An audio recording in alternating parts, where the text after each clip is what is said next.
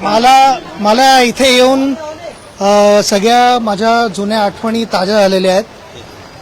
आठवतंय मला या ग्राउंडवरती मी इथे जया आणि गोपाळचा जो वडापाव मिळायचा तिकडे मित्रांबरोबर बसून तिकडे आम्ही संध्याकाळी वडापाव खायचो प्रॅक्टिस नंतर. तिकडनं आता हा एवढा उत्कृष्ट जिमखाना झालाय हे बघून फार आनंद होतो. आणि बरेच जण इन्व्हॉल्ड होते, कमिटी होती, सगळे इन्व्हॉल्ड होते. आणि खास करून जेवढं मला आत्ता इकडे कळलेलं आहे त्याच्यात राज ठाकरेजींनी पण भरपूर मदत केली.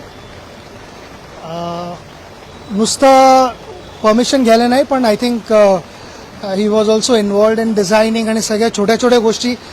सर्वात आनंद काय होतोय की आपले महान क्रिकेटपटू जे नुसते शिवाजी पार्क जिमखान्याला नाही खेळले पण मुंबईलाही खेळले आणि भारताचंही नाव मोठं केलं, त्यांच्या आठवणी आहात क्लबमध्ये.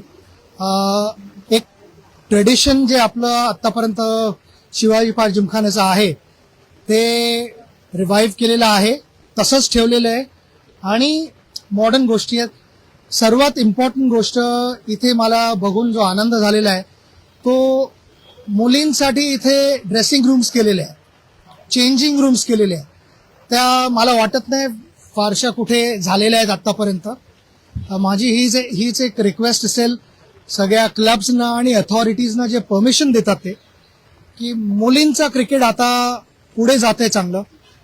वेगवेगळ्या टुर्नामेंट्स इंट्रोड्यूस होत आहेत तर मुलींसाठी चेंजिंग रूमसाठी तरी नक्कीच परमिशन मिळाली पाहिजे.